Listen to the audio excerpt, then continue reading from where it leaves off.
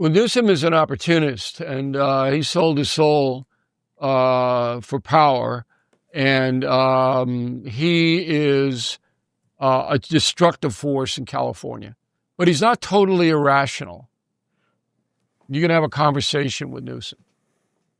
Pritzker is so invested in hatred for not only Trump, but anybody who opposes him, that he's at a different level.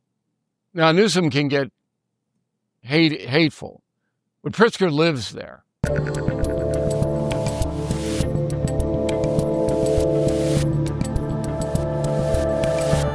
So let me ask you this. Let's leave New York for a moment, because you've had some interesting comments. We've been playing a lot of clips of JB Pritzker lately, and I've been very critical of him, but I don't think it's quite reached the level of critical that you've been hitting this guy on. You, if I'm not mistaken, think he is worse than Newsom. Is that correct? Oh, and Newsom, I basically think is the devil incarnate. I don't know if you've ever heard me go off on him. So sell me why JB Pritzker is worse. And remember, I left California basically single-handedly because of that guy. Explain how he is worse. Well, Newsom is an opportunist, and he sold his soul for power, and he is a destructive force in California. But he's not totally irrational. You can have a conversation with Newsom. Pritzker is so invested in hatred for not only Trump, but anybody who opposes him, that he's at a different level.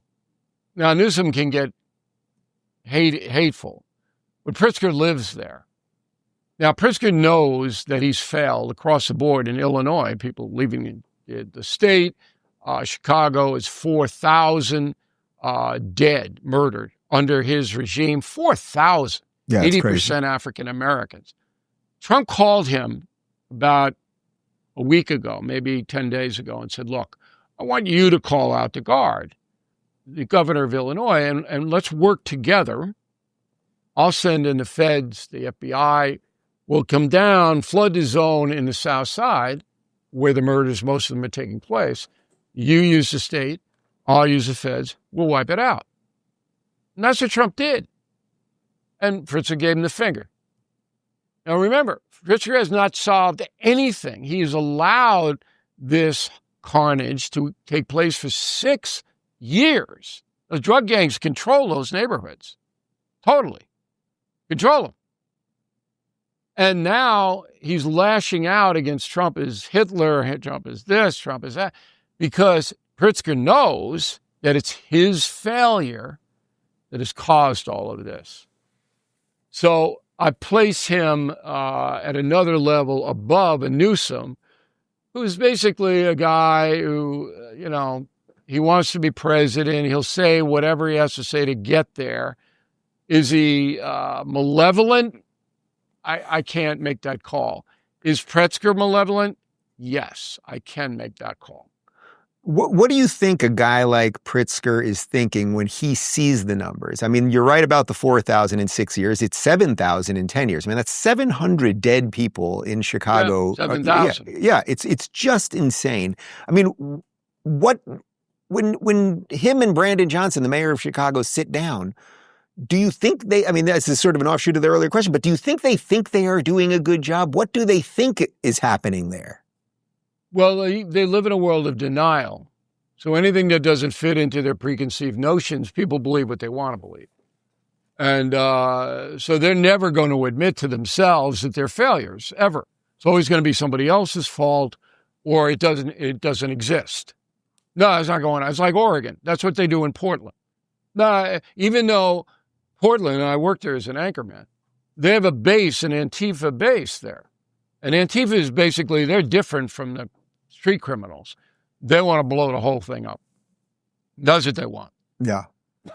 Portland is ground zero for them. That's where they live. Now, they don't have a building. You can't go into, like the Knights of Columbus. You can't go into the Antifa building for lunch. All right? But they're there. Okay?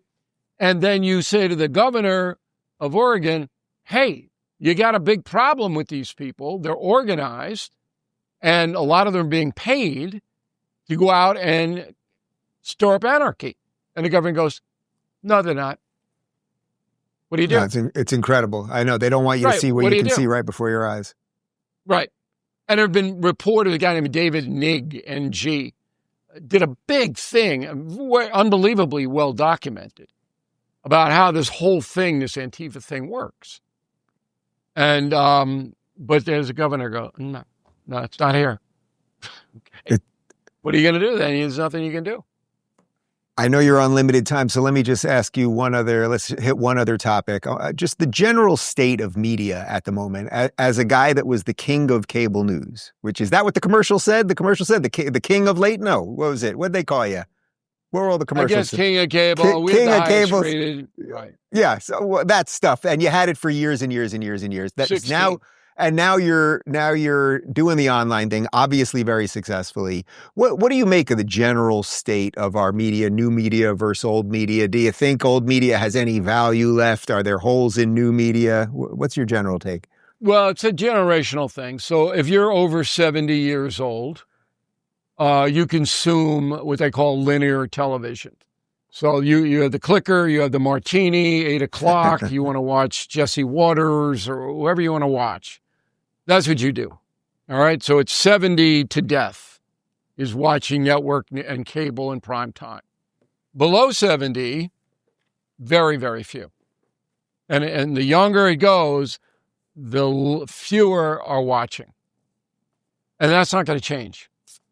And the reason it's not going to change is because network and cable news is essentially dull. It's boring. When I did The Factor and we were number one for 16, we had the highest ratings ever, and nobody will ever top them. It's like the 20 number one bestsellers. I wanted people who were smart to oppose me on whatever the subject was. My orders were, get the smartest person you can get to come up against me, because it's fun to watch that. Yeah. Now, the toughest question is, tell me more. Did they bring in the people who agree with them? And by 20 minutes in, you're like this. And by the way, to that point, when you had me on I ended up being on a couple times, but when you had me on the first, it was to debate you. It was about something about Chick-fil-A going to Chicago or something. And and we debated. I mean, and it got a little hostile, but it's all good. Well, we didn't like hostility, and a lot of that was my fault. I might get a little exuberant sometimes. As I get older, I moderated that a little bit. Only if the prompter's not working. Only if the prompter's not working. We've all seen the video. The prompter's not working. You got a problem with me. But anyway, what I brought and what was in vogue for a while was really robust debate. Gone. Yeah. Replaced by nothing. And that is why all of the media, television media, and the newspapers have declined. Because not only do they not seek opposing points of view, they're exclusionary.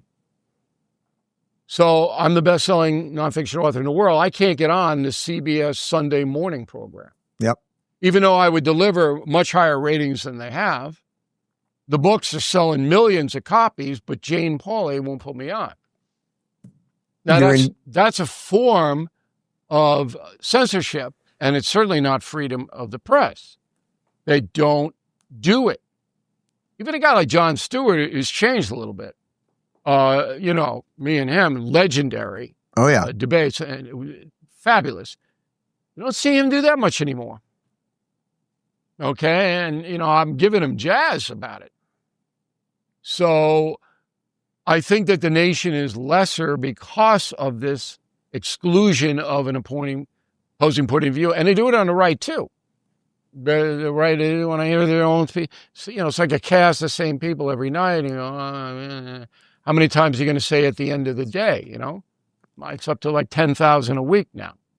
Well, then we have our work cut out for us. My last question is this. Has Waters ever credited you for all of his mannerisms? Yes. He has? Okay, Waters because... Okay, good. Because every time I'm on the show with him, I'm like, he knows he's doing a Bill O'Reilly impression, right? He's very respectful. Okay, good. He knows that I trained a lot of people at Fox. A lot of the producers behind the scenes, and you come through me, you're a Navy SEAL. You get through it's rigorous here. This is how you do it.